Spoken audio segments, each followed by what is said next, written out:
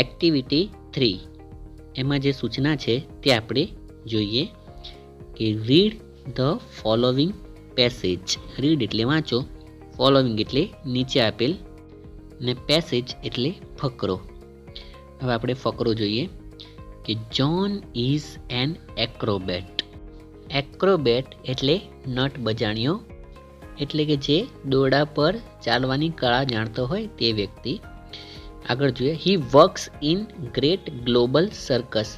તે great global સર્કસમાં works એટલે કે કામ કરે છે. He practices very hard for his shows. કે તે પ્રેક્ટિસિસ એટલે કે પ્રેક્ટિસ કરે છે. વેરી હાર્ડ એટલે ખૂબ સખત, ફોર હિઝ શો એટલે કે એના શો માટે તે ખૂબ જ સખત મહેનત કરે છે. He can perform on a high swing. Perform એટલે કોઈ કળા રજૂ કરવી, ઓન એટલે ઉપર, હાઈ સ્વિંગ એટલે ઊંચો હિંચકો, એટલે કે તે ઊંચા હિંચકા પર પોતાની કલા રજૂ કરી શકે છે. He can ride a મોનોસાયકલ. મોનોસાયકલ એટલે એક પૈડાવાળી સાયકલ, કે તે એક પૈડાવાળી સાયકલ ચલાવી શકે છે. He can walk on a rope at a great height. Walk એટલે ચાલવું, ઓન એટલે ઉપર, અ રોપ એટલે દોરડું, એટ અ ગ્રેટ હાઇટ એટલે ખૂબ ઊંચાઈ ઉપર, એટલે કે એ ખૂબ ઊંચાઈએ દોરડા ઉપર ચાલી શકે છે. એના પછીનો ફકરો જોઈએ, but he can not ride a horse. Can not એટલે કરી શકતો નથી, રાઇડ એટલે સવારીને, અ હોર્સ એટલે ઘોડો, એટલે કે તે ઘોડાની સવારી કરી શકતો નથી. ત્યાર પછીનું વાક્ય છે, he can not jump through a fire ring. Jump through એટલે માંથી પસાર થવું, અને ફાયર રિંગ એટલે સળગતી રિંગ, એટલે કે તે સળગતી રિંગમાંથી કૂદકો મારીને પસાર થઈ શકતો નથી. He can not play tricks like jokers. Play tricks એટલે જાદુ કરવું, એટલે કે તે જોકરની જેમ જાદુ કરી શકતો નથી. હવે નીચે પિંક કલરની જે ઇન્સ્ટ્રક્શન એટલે કે સૂચના છે તે આપણે જોઈએ કે now complete the sentences. Complete એટલે પૂરા કરો, ને સેન્ટેન્સ એટલે વાક્યો, એટલે કે નીચે કોષ્ટકમાં આપણને જે અધૂરા વાક્ય આપેલા છે તે આપણે પૂર્ણ કરવાના છે. કોષ્ટક આપણે જોઈએ તો એક બાજુ લખેલું છે કે જ્હોન કેન, એટલે કે જ્હોન જે કામ કરી શકે છે તે વાક્યો આપણે આ કોષ્ટકમાં લખવાના છે. અને બીજા કોષ્ટકમાં લખેલું છે કે જ્હોન કેન નોટ, એટલે કે જે કામ જ્હોન કરી શકતો નથી તે આપણે આ કોષ્ટકમાં લખવાના છે. એટલે ઉપર આપણે જે ફકરો વાંચ્યો તેમાં જ્હોન જે કામ કરી શકતો હતો તેને જ્હોન કેન એ કોષ્ટકમાં લખવાનું છે, અને જ્હોન જે કામ નહોતો કરી શકતો તે કામ આપણે જ્હોન કેન નોટ એ કોષ્ટકમાં આપણે લખવાના છે. તો સૌ પ્રથમ આપણે જ્હોન કેન વાળા વાક્યો જોઈશું. અહીંયા આપણને હી કેન એટલું તો આપી જ દીધું છે, માત્ર આપણે અધૂરું વાક્ય જ પૂર્ણ કરવાનું છે. તો સૌથી પહેલું વાક્ય આપણે લખીશું કે he can perform on a high swing. ત્યાર પછી બીજું કામ એ શું કરી શકતો હતો કે હી કેન રાઇડ અ મોનોસાયકલ, તે આપણે લખીશું. ત્યાર પછી ત્રીજું વાક્ય આપણે લખીશું કે he can walk on a rope at a great height. હવે આપણે જ્હોન કેન નોટ એ વિભાગમાં જોઈએ, એટલે કે જ્હોન કયા કામ નહોતો કરી શકતો, તો આપણે લખીશું he can not ride a horse. ત્યાર પછી બીજું વાક્ય આપણે લખીશું કે he can not jump through a fire ring. અને છેલ્લું વાક્ય આપણે લખીશું he can not play tricks like jokers. અહીંયા આપણી આ એક્ટિવિટી પૂર્ણ થાય છે. આ એક્ટિવિટીમાં આપણને કેન અને કેન નોટના ઉપયોગ વિશે માહિતી આપવામાં આવી છે.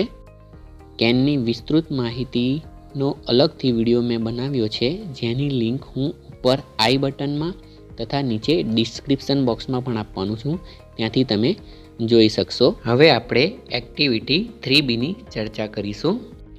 તેની સૂચનાનું વાંચન કરીએ. Work in groups list 5 different way in which you can and can not use a ruler. Think differently. You can write more answers and put them on the notice board. સૂચનાનું ગુજરાતી આપણે જોઈએ કે વર્ક ઇન અ ગ્રુપ એટલે ગ્રુપમાં કામ કરો. List 5 different ways કે જુદી જુદી 5 રીતોનું લિસ્ટ બનાવો. In which you can and can not use a ruler. Ruler એટલે ફૂટપટ્ટી કે જેમાં તમે ફૂટપટ્ટીનો ઉપયોગ કરી શકો અને ન કરી શકો. Think differently. ડિફરન્ટલી એટલે અલગ રીતે. થિંક એટલે વિચારો કે અલગ રીતે વિચારો. You can write more answer અને તમે વધારે જવાબ પણ લખી શકો છો. અહીંયા કોષ્ટકમાં આપેલ જવાબો કરતાં પણ વધારે જવાબ તમે લખી શકો છો. And put them on the notice board અને તમારા આ જવાબોને તમે નોટિસ બોર્ડ પર લગાવો. નીચે કોષ્ટકમાં આપણને યુ કેન અને યુ કેન નોટ એ રીતે બે અલગ અલગ ખાના આપેલા છે. હવે ફૂટપટ્ટીની મદદથી આપણે જે કામ કરી શકીએ તેને આપણે યુ કેનવાળા કોષ્ટકમાં લખવાનું છે અને ફૂટપટ્ટીની મદદથી આપણે જે કામ ન કરી શકીએ તે કામો આપણે યુ કેન નોટવાળા કોષ્ટકમાં લખવાના છે. હવે સૌથી પહેલાં ફૂટપટ્ટીની મદદથી જે કામ થઈ શકે તેને આપણે યુ કેનવાળા કોષ્ટકમાં લખીએ. હવે એક્ઝામ્પલ તરીકે આપણને પહેલું ઉદાહરણ આપી દીધું છે. Can dig a hole with a ruler. Dig a hole એટલે ખાડો ખોદવો કે ફૂટપટ્ટીની મદદથી આપણે ખાડો ખોદી શકીએ છીએ. બીજું વાક્ય આપણે વિચારી શકીએ કે we can measure a line. Measure એટલે માપવું અને લાઇન એટલે લીટી કે આપણે લીટી તેનાથી માપી શકીએ છીએ. ત્રીજું વાક્ય આપણે લખી શકીએ કે we can cut an apple. એટલે કે આપણે ફૂટપટ્ટીની મદદથી એપલ કટ કરી શકીએ છીએ. ચોથું વાક્ય આપણે લખી શકીએ we can draw straight line. Straight line એટલે સીધી લીટી. ડ્રો એટલે દોરવું. આપણે સીધી લીટી દોરી શકીએ છીએ. ત્યાર પછી આપણે લખી શકીએ કે we can draw a triangle. એટલે કે આપણે ફૂટપટ્ટીની મદદથી ટ્રાયેંગલ એટલે કે ત્રિકોણ દોરી શકીએ છીએ. વિદ્યાર્થી મિત્રો, અહીંયા તમારા જવાબ અલગ હોઈ શકે કેમ કે આપણે આપણી રીતે વિચારીને આ જવાબો લખવાના છે. હવે ફૂટપટ્ટીની મદદથી કયા કામ ન થઈ શકે એટલે કે યુ કેન નોટવાળા કોષ્ટકમાં આપણે જોઈએ. અહીંયા પણ આપણને એક્ઝામ્પલ તરીકે એક વાક્ય આપેલું છે જેમ કે we can not draw a circle with a ruler. Draw એટલે દોરવું, સર્કલ એટલે વર્તુળ કે ફૂટપટ્ટીની મદદથી આપણે સર્કલ એટલે કે વર્તુળ દોરી શકતા નથી. બીજું વાક્ય આપણે લખી શકીએ કે we can not measure an angle. Angle એટલે ખૂણો, મેઝર એટલે માપવું કે આપણે ફૂટપટ્ટીની મદદથી ખૂણો માપી શકતા નથી.